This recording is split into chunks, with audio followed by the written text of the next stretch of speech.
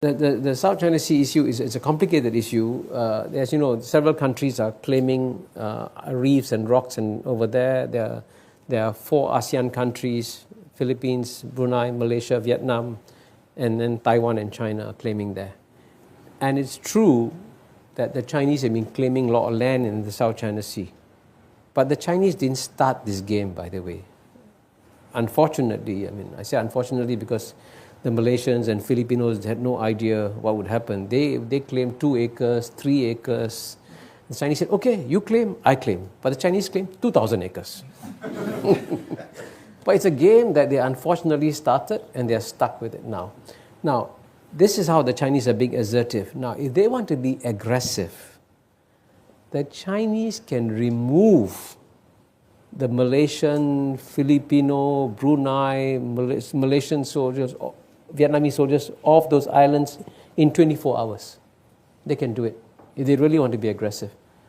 And by the way, that's what the United States would have done in 1897. But China in 2018 will not do that. And that to some extent shows some degree of restraint now. How will the South China Sea issue be resolved?